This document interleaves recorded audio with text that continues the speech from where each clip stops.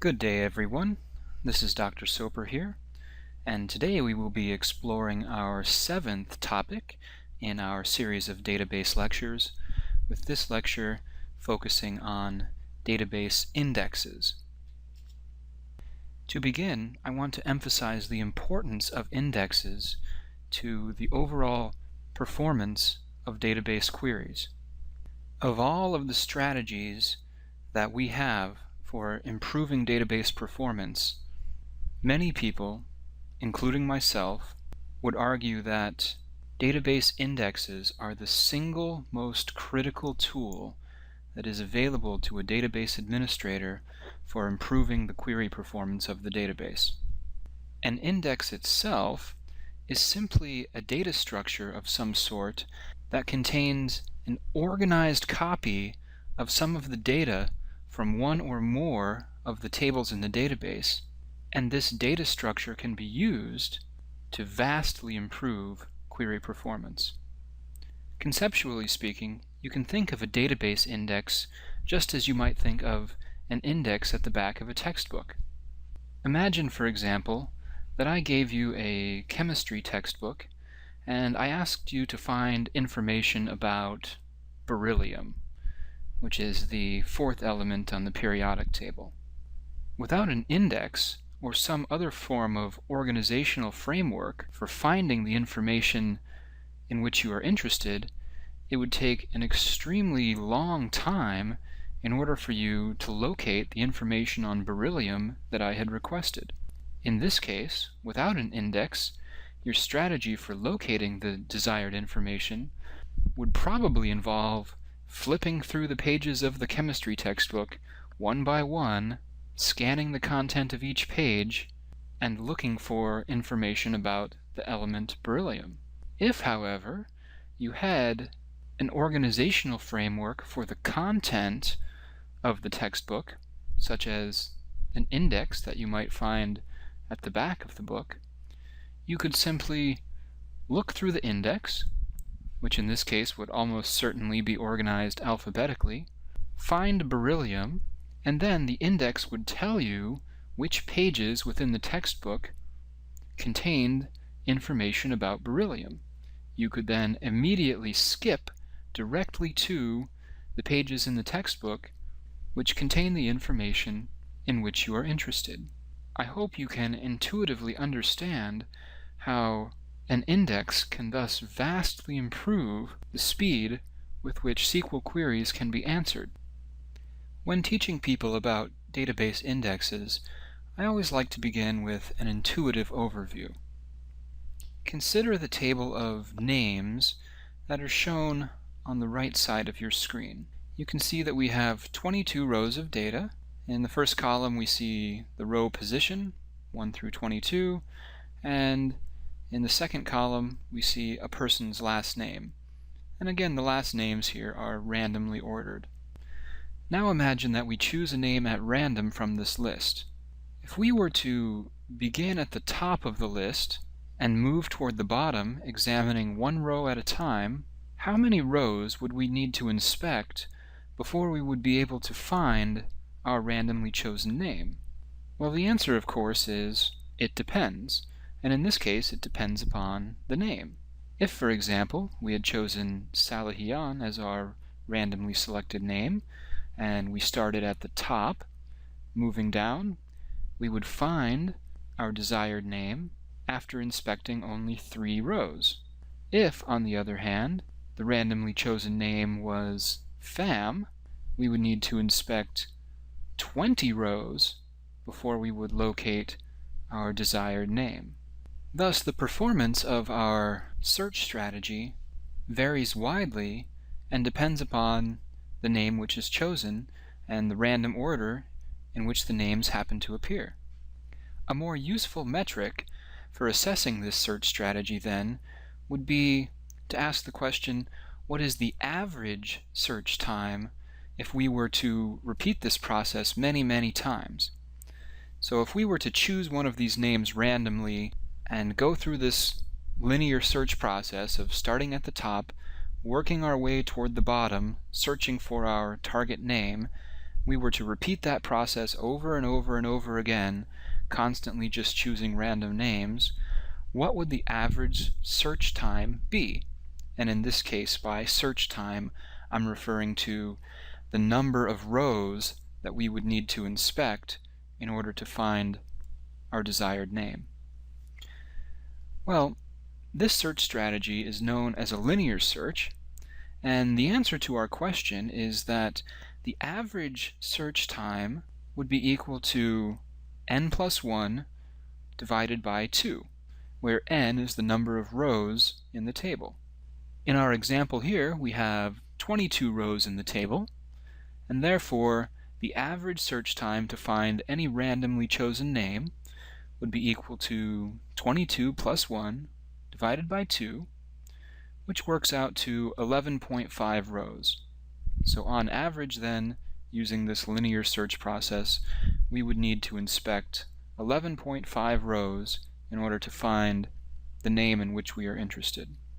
Another good metric for assessing the efficiency of this search strategy would be to ask, what is the maximum search time? That is, at most, how many rows will we need to inspect to find a randomly chosen name? And in this sort of linear search strategy, if by chance we happen to randomly select the last name in the list, in this case the last name in the list is Israr, then we will need to inspect all 22 rows before we locate the name in which we are interested. Thus, in this sort of linear search strategy, the maximum search time will be n, where n is the number of rows.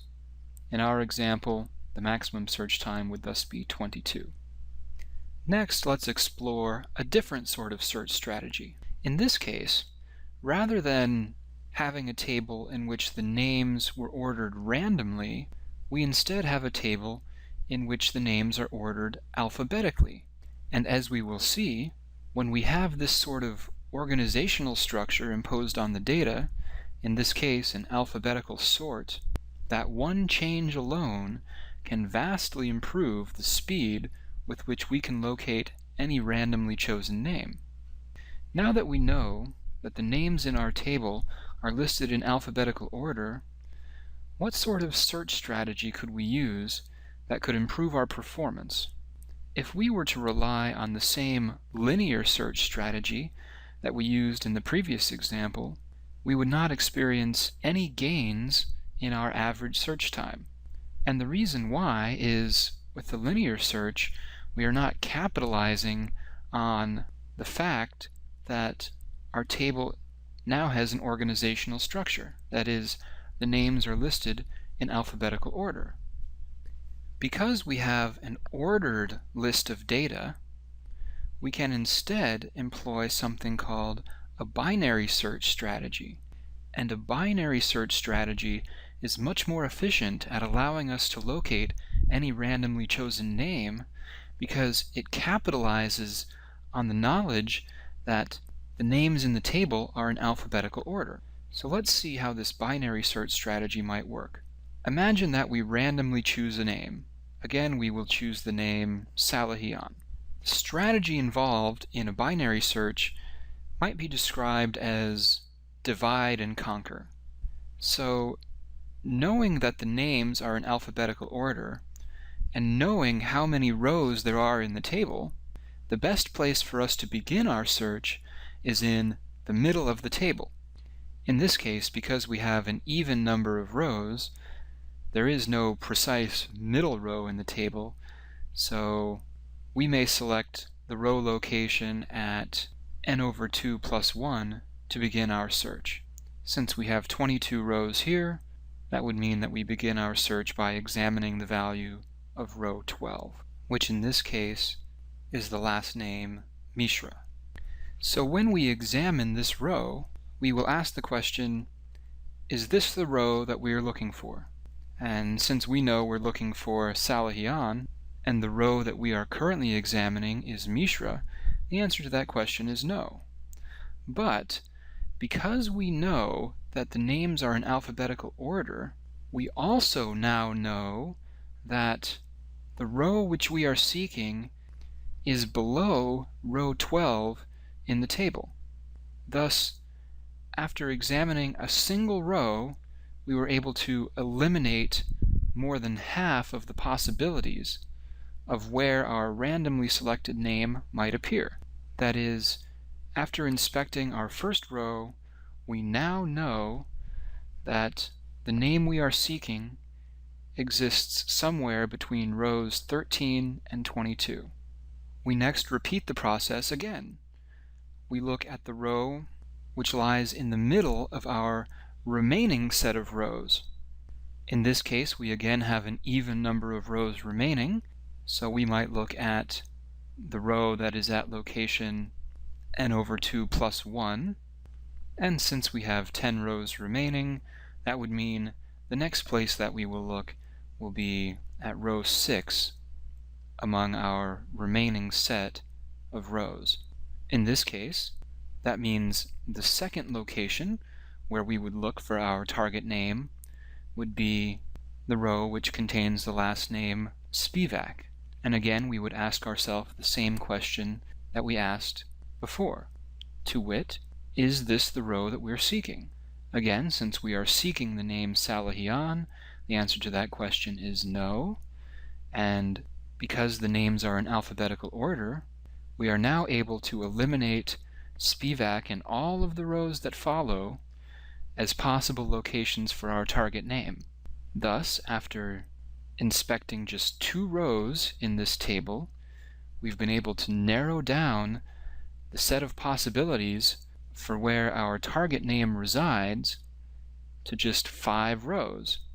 We then repeat the process once again, selecting the row in the middle of our remaining rows, and since in this case we have 5 rows remaining, the row in the middle is Salahian, we would again ask the question, is this the row that we are seeking? The answer is yes, and therefore we have completed the search process. In this case, we only needed to inspect 3 rows in the table in order to find the randomly chosen name in which we were interested. But again, a better metric of the relative performance of this search strategy is to ask, what is the average search time? If we were to repeat this process many, many times, choosing a name randomly each time for which to search.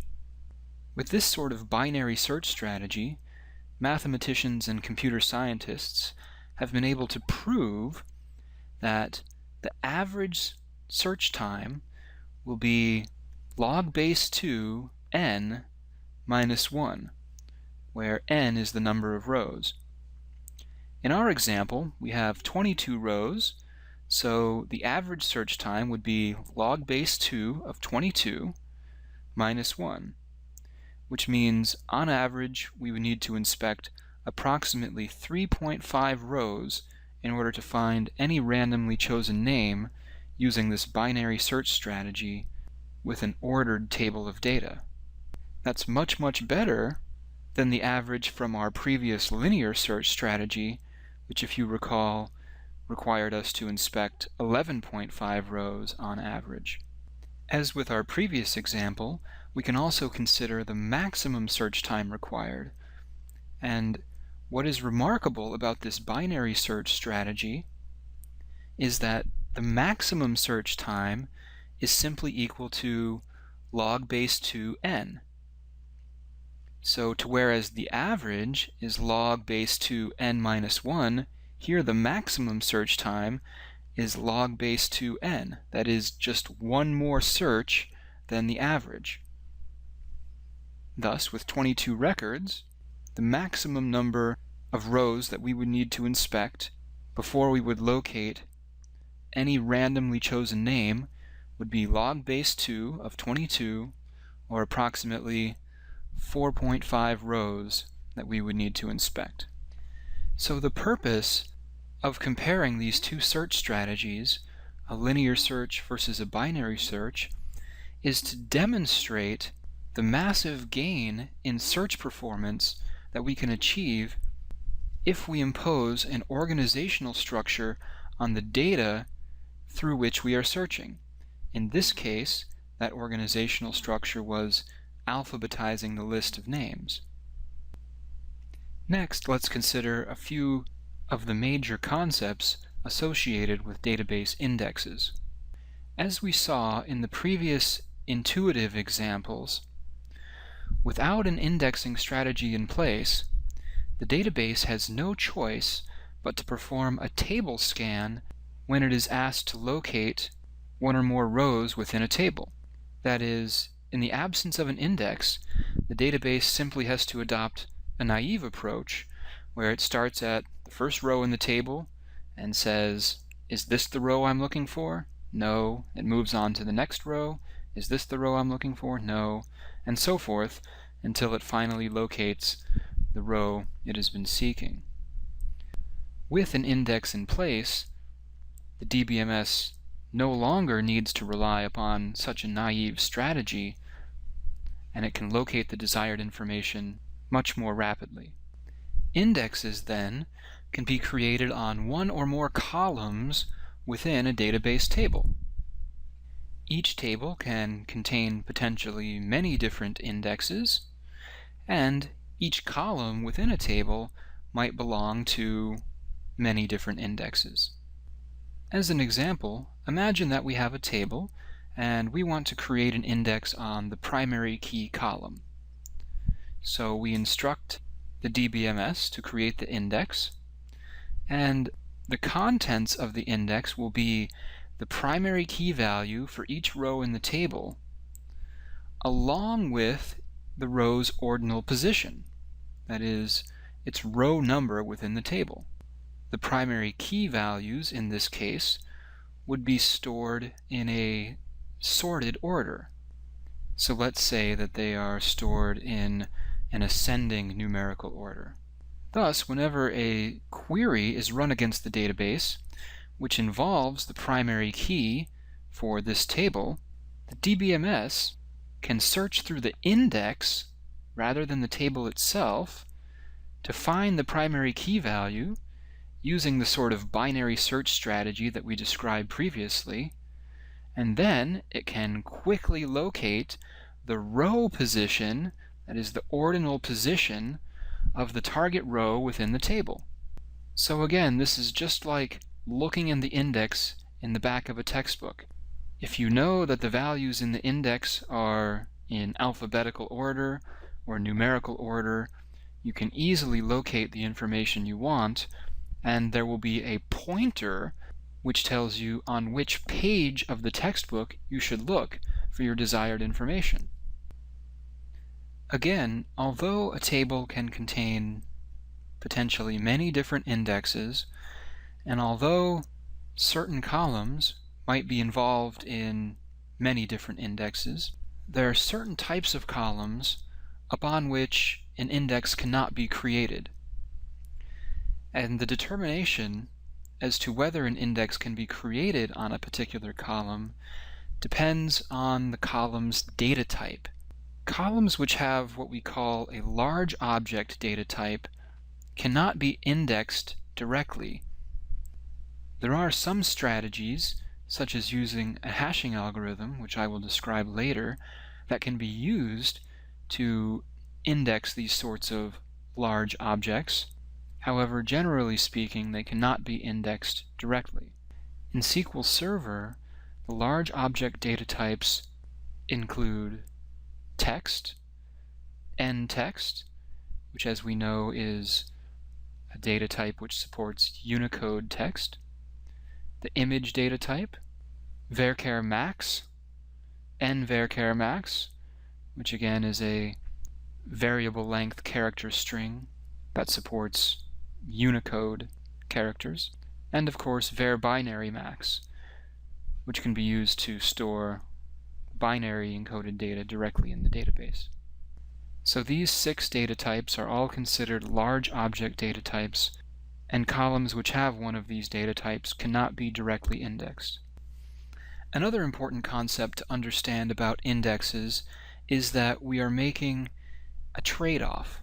That is, although when we properly use an index, we can vastly improve the performance of our queries, the costs that we incur for that performance increase are additional storage space requirements and, of course, all of the additional maintenance requirements that come along with the index.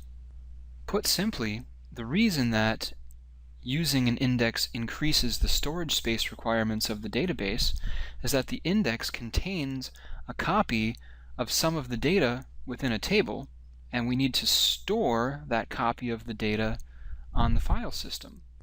Let's see an example using our list of names from earlier in this lecture. Let's imagine that the table on the left is an index table, while the table on the right is our actual table of data from within the database. As you can see, the index table is storing a copy of some of the data from the actual table. In this case, it's storing a copy of all of the last names, because we had instructed the database to construct an index on the last name attribute. Although our database now requires more storage space, we can reasonably argue that the performance gains realized through the expense of this extra storage space are well worth it. As we saw previously, if we were to use a binary search against this index, we could locate any randomly chosen name by inspecting just 3.5 rows within the table, and then the index would contain a pointer which tells us precisely where to look in the actual data table for the row that we've been seeking. Because indexes consume extra storage space, it's important for a database administrator to know how to calculate how much extra storage space an index will require. A simple way of estimating the required storage space for an index is simply to multiply the number of rows in a table by the average number of bytes that are required per row for the indexed columns. As an example, imagine that we want to create an index on two columns named last name and department ID. And we know that within our table, last names require an average of 16 bytes per row, while department IDs require an average of 2 bytes per row. And let's say that our table contains 98,000 rows. We can then easily estimate the storage space requirements for our index by multiplying the number of rows, 98,000, times the average number of bytes required per row for the indexed columns. In this case, that's 16 bytes for each last name on average and 2 bytes for each department ID on average. So we multiply 98,000 times 18, and we determine that our index will require about 1,764,000 bytes of extra storage space. Next, we'll talk about a few specific types of index structures. By far, the commonest type of index uses a B-tree structure, and the B here stands for balanced, so this is a balanced tree. In a B-tree structure, we use pointers and layers of nodes in order to organize our data, and using this structure, we can quickly locate any data that we desire. Conceptually speaking, traversing a B-tree index is exactly the same as the binary search strategy that we described earlier. So a B-tree is arranged around several layers of nodes. We begin at the root node level, and then we might pass through one or more layers of intermediate nodes until ultimately we arrive at the leaf nodes. And it is at the leaf nodes where we are able to get the information that we need for answering whatever query has been asked. Let's see an example of how this works. So here we have a sample balanced tree index, and again we can give ourselves the task of locating any randomly selected name. So I will once again choose Salihian as my randomly chosen name. Beginning at the root node, we then can immediately traverse to the right side of the tree, because we know that our randomly selected name begins with a letter which falls between the range M to W. We can then move immediately to the intermediate node for S, after which we arrive at the leaf nodes and we can locate our desired name.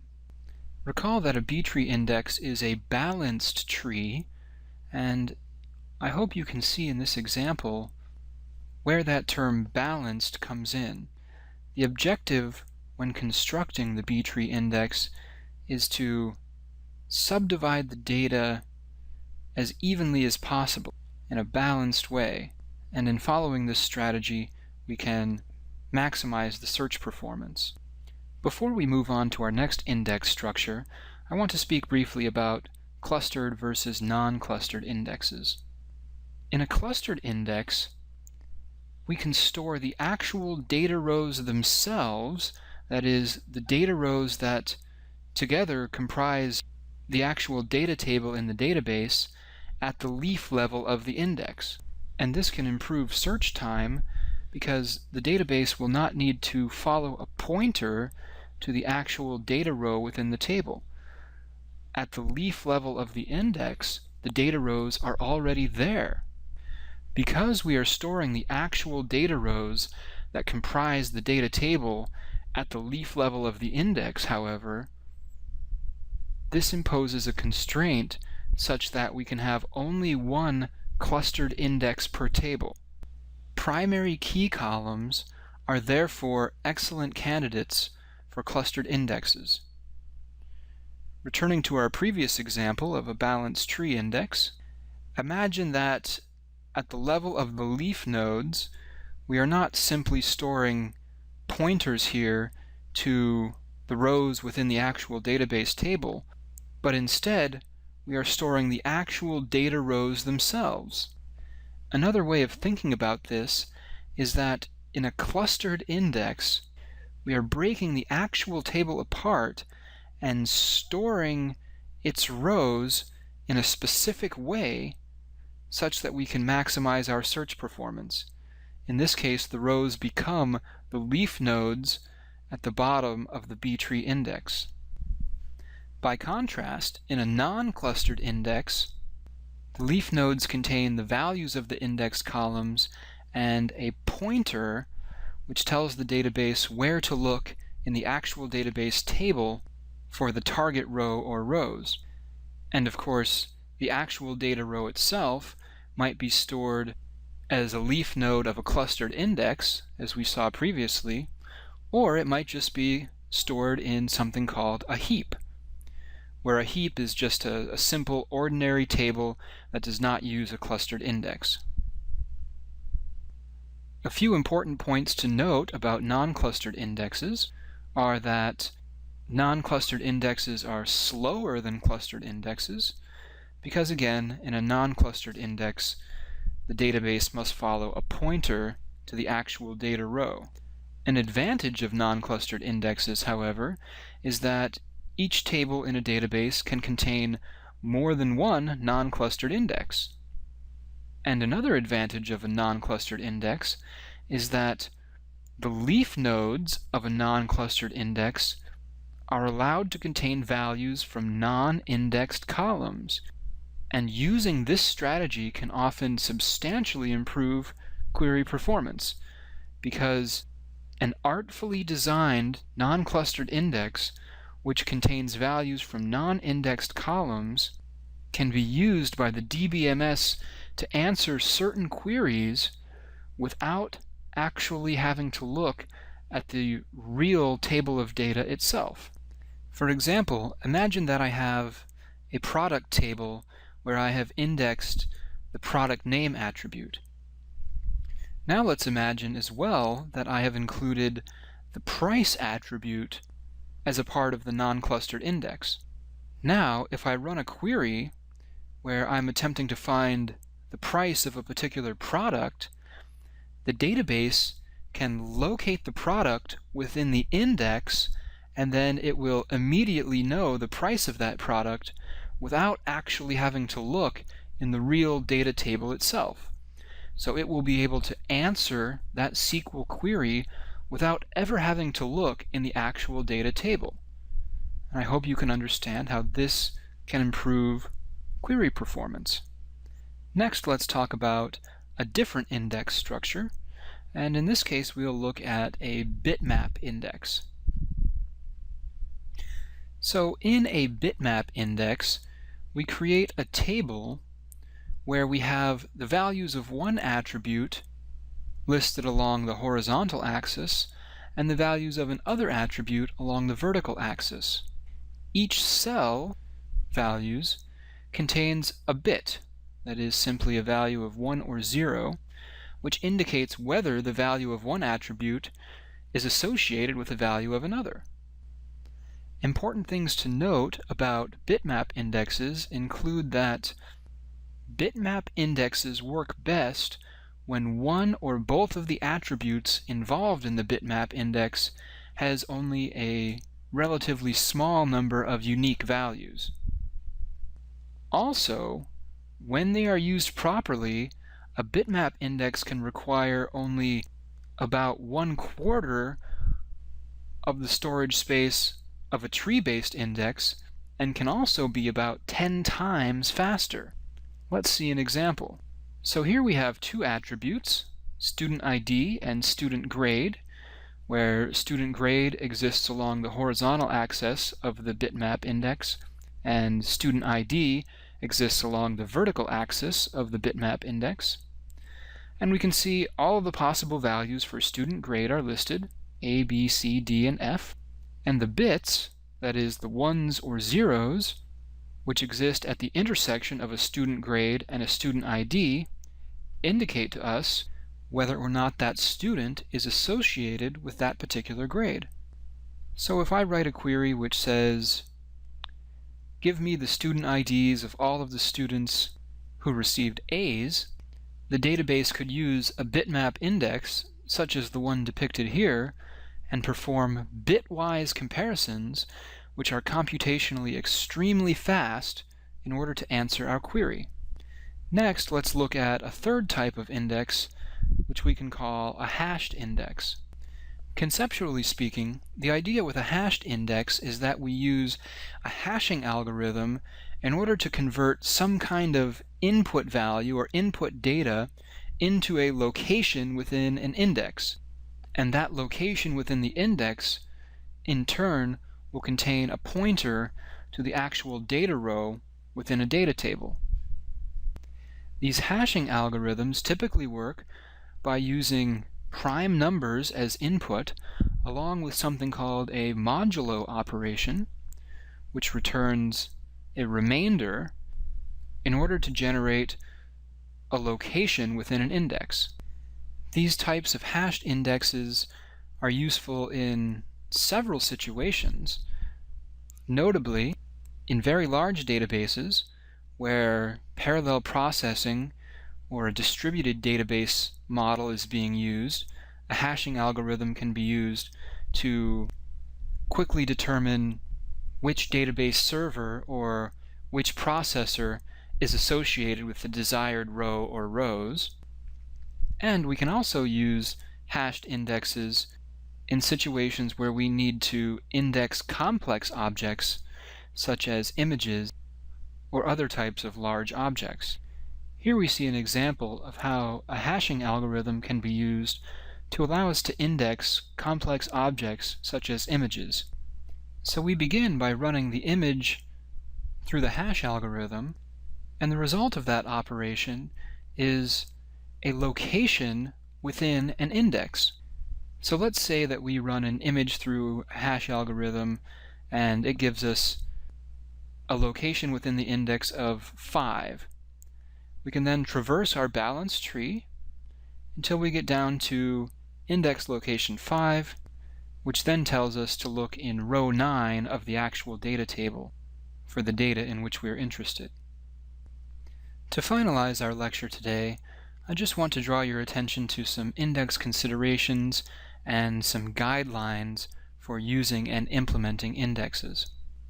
First, remember that indexes require additional storage space, and because of this, we should generally only create indexes on columns that are involved in common queries.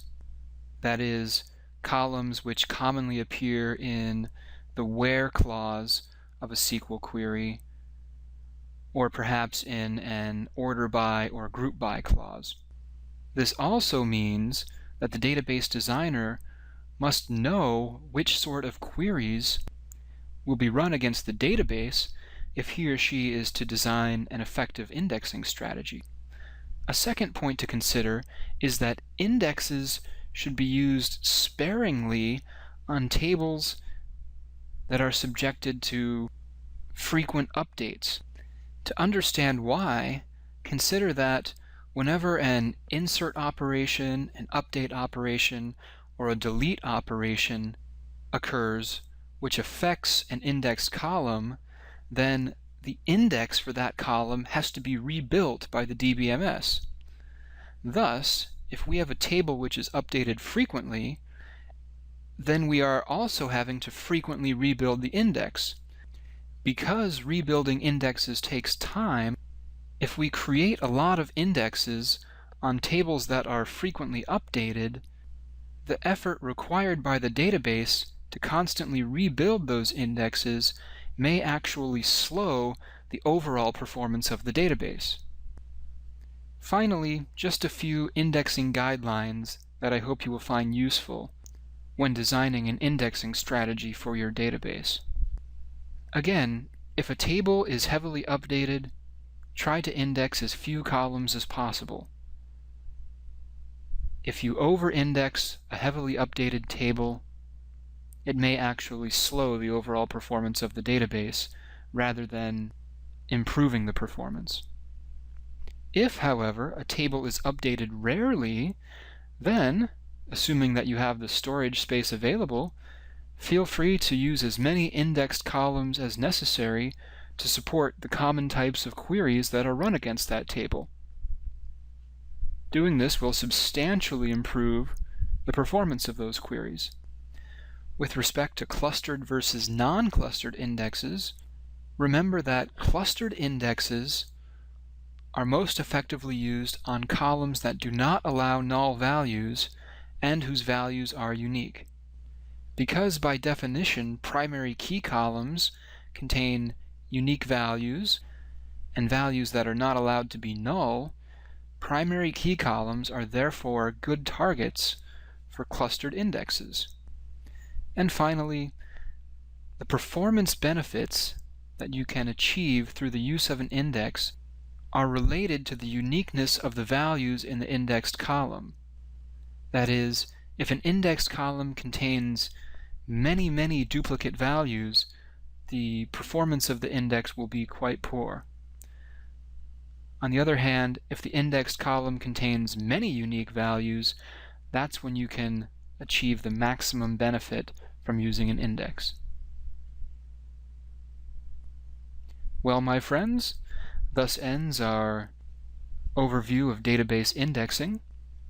I hope that you learned something interesting, and until next time, have a great day.